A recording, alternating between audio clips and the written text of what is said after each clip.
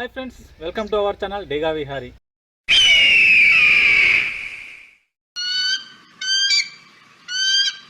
మన ఊరిలో కానీ మనం ఏ ఊరికైనా వెళ్ళినా కానీ మనకు అక్కడ ఒక 5 లేదా 6 ఆలయాలు మాత్రం మనకు అక్కడ కనిపిస్తుంటాయి. కానీ ఇప్పుడు మనం పోయే ఈ ఊరిలో మాత్రం దాదాపుగా 400 ఆలయాలకు పైనే ఇక్కడ ఆలయాలు ఉన్నాయట. మరి ఆ ఊరేంది, ఆ ఊరిలో అన్ని ఆలయాలు నిర్మించడానికి గల కారణం ఏంది, ఇప్పుడు మీకైతే ఈ వీడియోలో పూర్తిగా చూపిస్తున్నాను. సో ఫ్రెండ్స్, ఈ వీడియోని అయితే మీరు స్కిప్ చేయకుండా చూసినట్లయితే పూర్తిగా మీకైతే అవగాహన వస్తుంది. సో ఒకసారి అయితే ఆ ఊరికి వెళ్ళి చూద్దానండి. ఆ ఊరు ఏందనుకుంటున్నారా, అదే మన శాతవాహనులు పరిపాలించిన నగనూరు గ్రామం అండి. అయితే మనం మొదట ఈ గ్రామంలోకి ఎంట్రీ కాగానే మనకైతే ఒకటి ఆలయం ఉంది. ఈ ఆలయం అయితే చూడడానికి చాలా చిన్నగా ఉంది. ఒకసారి అయితే అక్కడికి వెళ్ళి చూద్దాం. అయితే ఆలయం అనేది మనం ఇప్పుడున్న ఆలయాల కంటే చాలా చిన్నగా ఉంటుంది. ఇప్పుడున్న మనం ఆలయాలు అయితే చాలా హైట్లో కడుతున్నాం కదా, ఈ ఆలయం మాత్రం చాలా చిన్నగా ఉంది. అంతేకాకుండా మన శాతవాహనులు కానివ్వండి, మన కాకతీయులు కానివ్వండి, ఎక్కువగా చిత్రకళకు ప్రాధాన్యత ఇచ్చారు కదా. కారణం ఏందో తెలియదు కానీ ఈ ఆలయానికి ఉన్న శిలాతోరణాన్ని చాలా చిన్నగా చెక్కారు. అంటే ఆలయం కూడా చిన్నగానే ఉందనుకోండి. మనం ఈ శిలాతోరణానికి ఉన్న చిత్రాలు కనుక చూసినట్టయితే చాలా అద్భుతంగా చెక్కారు. ఈ చిత్రాలు కనుక చూసుకున్నట్టయితే జీవకళ ఉట్టిపడేలా ఈ శిల్పకళ మనకు కనిపిస్తుంది.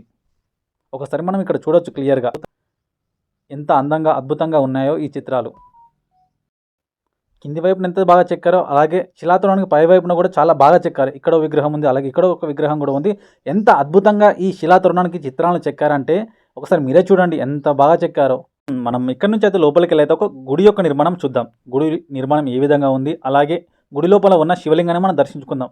ఒకసారి మీరే చూడండి, ఆలయం చిన్నదైనా కానీ ఎంత అద్భుతంగా ఈ ఆలయాన్ని నిర్మించారో. మొత్తం ఈ ఆలయం కూడా రాతితో నిర్మించారు. ఆలయ పైకప్పు చూడండి ఎంత అద్భుతంగా ఉందో.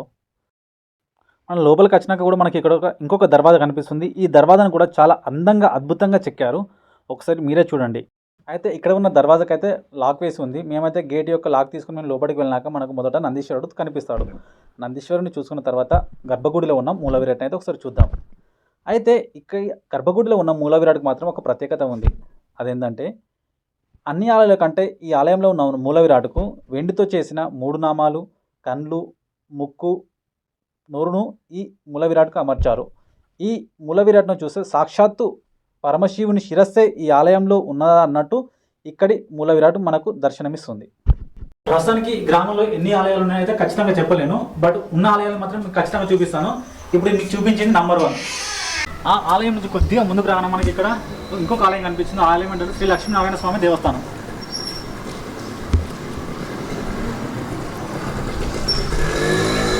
ఇక్కడికి రాగానే మనకి ఇక్కడ ఒక ధ్వజస్తంభం కూడా ఉంది. అంటే ఆ కాలంలో అయితే రాతితో ఉండేది ధ్వజస్తంభం. ప్రస్తుతానికి ఇది మాత్రం ఇప్పుడు ఎలా ఉంటుంది అలానే ఉంది. మనతో కనిపిస్తాడు. ఇక్కడ లోపలికి వెళ్తే ఈ నిర్మాణం చూసుకున్నట్టయితే ఇది కూడా పూర్తిగా రాతి కట్టడమే. ఇది కూడా ఓల్డ్ నిర్మాణమే, బట్ ఇది రీకన్స్ట్రక్షన్ చేసారు. ఒక్కొక్క స్తంభానికి ఓం నమో నారాయణ నమః అనే విధంగా మనకి ఇక్కడ రాశారు. బట్ మేము వచ్చింది మిట్ట మధ్యాహ్నం కాబట్టి కొన్ని ఆలయాలను మూసేశారు.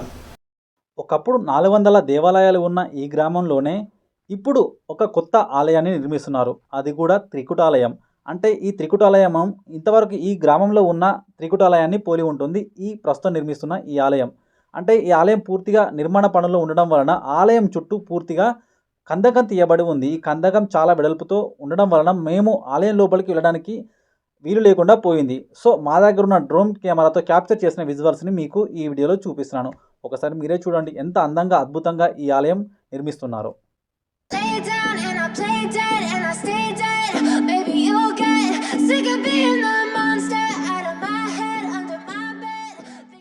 అయితే ఈ ఊళ్ళో ఉన్న ఇంకొక ఆలయం వద్దకైతే మనం వెళ్దాము. అదే త్రికుటాలయం. ఆ కాలంలో నిర్మించిన అతి పురాతన ఆలయం, అలాగే ఈ గ్రామంలో ఉన్నటువంటి అతి పెద్ద ఆలయం ఈ త్రికుటాలయం. ఈ త్రికుటాలయం లోపలికి వెళ్ళే కంటే ముందుగా అయితే ఇక్కడ కొన్ని విగ్రహాలు అయితే మనకు కనిపించాయి. ఈ విగ్రహాలని కూడా రాతిపై చాలా అందంగా చెక్కారు. బట్ కొన్ని విగ్రహాలు మాత్రం కొన్ని విరిగిపోయి ఉన్నాయి. మనమే చూడొచ్చు ఇక్కడ క్లియర్గా విరిగిపోయి ఉన్న రాతి విగ్రహాలని. చూడండి, ఇక్కడ రాతి విగ్రహం, అలాగే ఇంకొంచెం ముందుకి ఇంకొక రాతి విగ్రహం అయితే కనిపిస్తుంది. నెక్స్ట్ ఇక్కడ కూడా సేమ్ ఇందాక మనం చూపించిన విగ్రహమే సేమ్ 2 ఇక్కడ మనకైతే ఇక్కడ ఉన్నాయి. అక్కడో విగ్రహం అలాంటిదే ఇక్కడో విగ్రహం ఉంది. నెక్స్ట్ ఈ విగ్రహాల పక్కన ఒక శాసనం కూడా ఉంది. ఈ రాతిశిల మీద ఒక శాసనం అయితే చెక్కారు. ఈ శాసనానికి 4 వైపులా విగ్రహాలు, అలాగే విగ్రహాల కింద కొన్ని వర్డ్స్ అయితే రాసి ఉన్నారు. ఈ వర్డ్స్ అయితే మాకైతే చదవనీకి రాలేదు. మీకు గనక ఈ వర్డ్స్ ఏంటో తెలిస్తే కామెంట్ బాక్స్‌లో చెప్పండి. ఈ శాసనం 4 వైపులా వేయబడి ఉంది. శాసనం పక్కన ఒక చెట్టు అయితే మొలిసింది.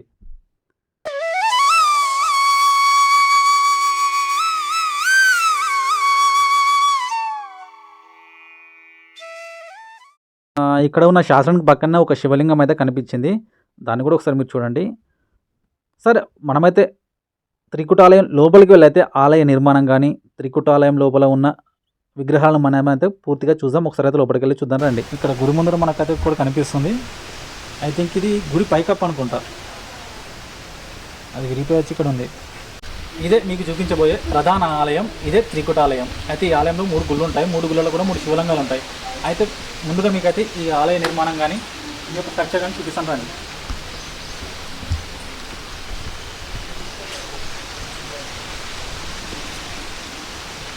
దీని యొక్క చిత్రకళ నైపుణ్యం ఎంత బాగుందో ఇక్కడ చూడండి. ఇంకొక విషయం ఏంటంటే ఇది పూర్తిగా గ్రానైటే, బట్ ఇది ఎరుపు రంగులో ఉన్నటువంటి గ్రానైట్. ఈ పిల్లర్ని కనుక చూసుకున్నట్టయితే ఇది కూడా గ్రానైటే, బట్ ఈ గ్రానైట్ డిఫరెంట్ ఉంటుంది. ఒకసారి చూడండి.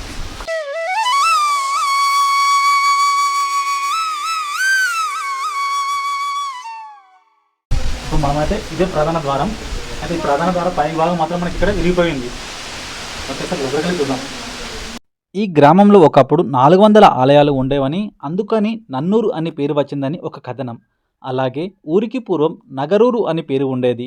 అయితే అది కాలక్రమంలో నగనూరు అయిందని మరో కథనం. ఇక్కడ చాళుక్యుల కాలం నాటి 3 ఆలయాలు, శిథిలావస్థలో ఉన్న 8 ఆలయాలు, అనేక శాసనాధారాలు పూర్వవైభవాన్ని సూచిస్తున్నాయి. 8వ శతాబ్దం నుండి 13వ శతాబ్దం వరకు వేములవాడ చాళుక్యులు, కళ్యాణి చాళుక్యులు, కాకతీయుల పాలనలో నగనూరు రాజకీయ ఆధ్యాత్మిక కేంద్రంగా ప్రముఖ రాజధానిగా వెలుగొందింది. ఈ గ్రామంలో ఉన్న ప్రాచీన కోటను నగరూరు అని అయితే ఈ గ్రామంలో ఉన్న ప్రాచీన కోటను నగరూరు కోట అంటారు. గ్రామం చుట్టూ ఉన్న ప్రాకారపు గోడలను నేటికి చూడవచ్చు. చాళుక్యుల కాలం నాటి త్రికుటాలయం ఇక్కడ ఉన్నది. ఆలయ ముఖద్వారం ఉత్తరాన ఉంటే 3 ఆలయాలు మిగిలిన 3 వైపులకు అభిముఖంగా ఉన్నవి. నగనూరు సబ్బినాడు సీమలో ప్రధాన పట్టణంగా ఉండేది.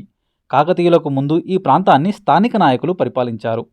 1170లో కాకతీయ రుద్రుడు వారిని అంతమొందించి తన మంత్రి అయిన గంగరాజును పాలకునిగా నియమించాడు. ఇక్కడ నేటికి రామపగుడి శిల్పంతో సాటి అయిన శిల్పకళా సౌందర్యం వివరించే దేవాలయం, చిత్ర విచిత్ర కళా నైపుణ్యం గల స్తంభాలు ఉన్నాయి. జైనమత ఛాయలు కనిపిస్తాయి. కాకతీయ రుద్రుని పాలనలో గంగాధరుడు నిర్మించిన త్రికుటాలయం అటువంటిదే. ఈ త్రికుటాలయంలో ఉత్తర వైపు ముఖం చేసి ఉన్న ఆలయం ఇది. త్రికుటాలయం అంటేనే 3 ఆలయాలు ఒకే చోట ఉంటాయి. ఒక్కసారి అయితే ఈ ఆలయం లోపలికి వెళ్ళి చూద్దాం రండి. ఆలయం ప్రధాన ద్వారానికి కూడా చిత్రకళ చాలా అందంగా, అద్భుతంగా మనకు కనిపిస్తూ ఉంటుంది. ఒకసారి గర్భగుడిలో ఉన్న మూల విరాట్ను చూద్దాం. నెక్స్ట్ ఈ త్రికుటాలయంలో మరొక ఆలయాన్ని మీకైతే చూపిస్తున్నాను. ఆలయ గర్భగుడిలోకి వెళ్ళే కంటే ముందు బయట వైపు ఒకసారి చూద్దాం. అయితే ఇది పూర్తిగా అయితే కూలిపోయే దశలో ఇప్పుడైతే మనకు కనిపిస్తుంది. ఇంకా కొద్ది రోజులైతే ఈ ఆలయం ఉంటుందో లేదో కూడా చెప్పలేనండి. ఒకసారి అయితే గర్భగుడిలోకి వెళ్ళి చూద్దాం. ఈ ఆలయానికి కూడా అద్భుతమైన చిత్రకళా నైపుణ్యం ప్రదర్శించిన స్తంభాలు అయితే మనకు కనిపిస్తాయి. ఈ త్రికుటాలయంలో ఉన్న 3 ఆలయాలు, ఈ ఆలయం మాత్రం ఇందులో పూర్తిగా ఇది కుంగిపోయింది లోపలికి. ఎగ్జాంపుల్ ఇక్కడ వీడియో చూడండి ఎంత స్పేస్ మనకు కనిపిస్తుందో. యాక్చువల్లీ ఇది మొత్తం ఒక దగ్గరికి అటాచ్గా ఉండాలి, బట్ మనకి ఇది ఎంత గ్యాప్ కనిపిస్తుంది చూడండి. మొత్తం ఇది కింది కుంగిపోయింది మనకి ఇక్కడ ఈ ఆలయం. ఇంకా రోజులైతే మొత్తం ఇది కూలిపోయే దశకు వచ్చే విధంగా ఉంది. బట్ ఇక్కడ కూడా ప్రతిరోజు పూజలు జరుగుతున్నాయి.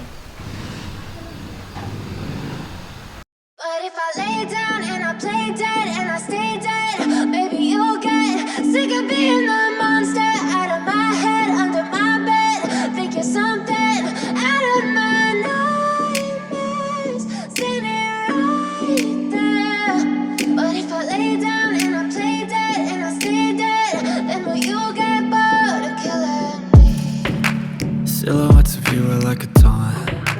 Never really know just what you want. With you I don't ever feel calm. I can feel the sweat inside my palms. Play with me like cats and a string. You don't understand the pain it brings. You don't ever wanna give me wings. పూర్తిగా అయితే ఈ త్రికుటాలయాన్ని అయితే మీకు చూపించాను. Next ఈ ఆలయానికి ముందు భాగంలోనే మరికొన్ని 2 దేవాలయాలు ఉన్నాయి, అవి కూడా మీకు చూపిస్తాను. అంటే ఇప్పుడు ఈ త్రికుటాలయం 3వది, ఇక్కడ మరి 2 దేవాలయాలు ఉన్నాయి, అక్కడికి వెళ్ళి చూద్దాం. ఇదే మీకు చూపించబోయే 4వ ఆలయం.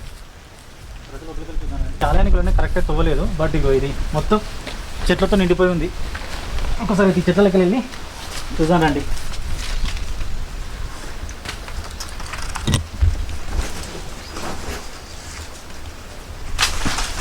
ఇదే మీకు చూపించబోయే 4వ ఆలయంలో మనం ప్రస్తుతం ఉన్నాము.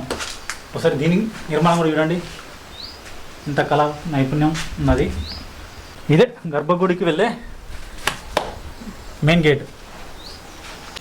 మనం బాధపడాల్సిన విషయం ఏంటంటే ఇక్కడ ప్రధాన గర్భగుడి మాత్రం లేకుండా పోయింది. ఇక్కడ శివలింగం కానీ ప్రధాన గర్భగుడి ఏది లేదు, మొత్తం కొలాప్స్, మొత్తం ధ్వంసమైపోయాయి.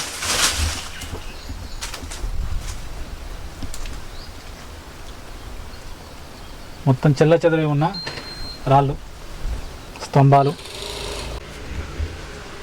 సార్ పైకి కనుక చూడండి, పైకప్పు కూడా లేకుండా పోయింది ఈ ఆలయానికి.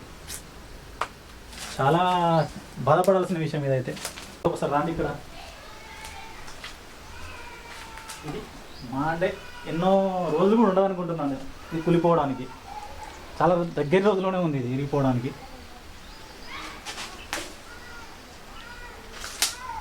నెక్స్ట్ అలాగే ఇక్కడ కూడా సేమ్ మరికొద్ది రోజులని ఆలయం కూడా కూలిపోతుందని చెప్పుకోవచ్చు.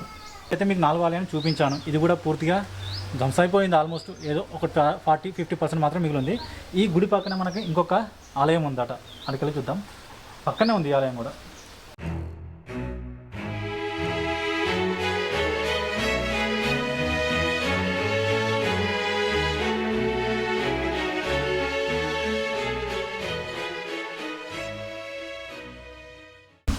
ఇక్కడ చెప్పుకోవడానికి మాత్రం ఏం కనిపించలేదు. చూస్తే ఇక్కడ కొన్ని రాతి స్తంభాలు, అలాగే ఆ ముందు భాగంలో ఒక మెయిన్ దర్వాజా, అది మాత్రం చాలా అట్రాక్షన్గా, చాలా అద్భుతంగా ఇప్పటికీ బాగుంది.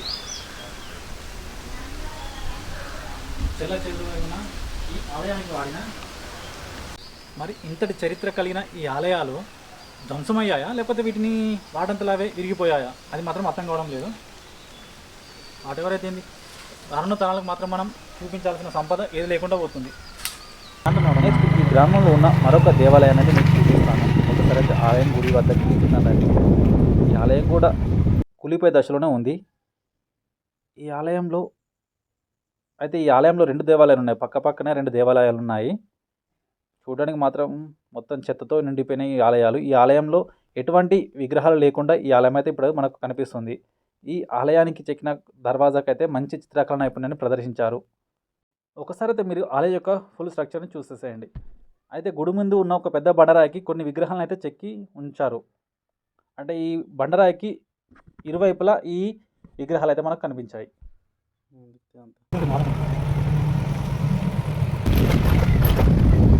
గ్రామానికి ఆనుకొని 2 ఎత్తైన కొండలు ఉన్నాయి. ఈ కొండపై ఉన్న ఒక పెద్ద బండరాయిపై ఆంజనేయ స్వామి స్వయంగా వెలిశాడని ఇక్కడి ప్రజలు స్థానికులు చెప్పారు. అలాగే ఇంకొక కొండపైన లక్ష్మీ నరసింహస్వామి వెలిశాడని చెప్పారు.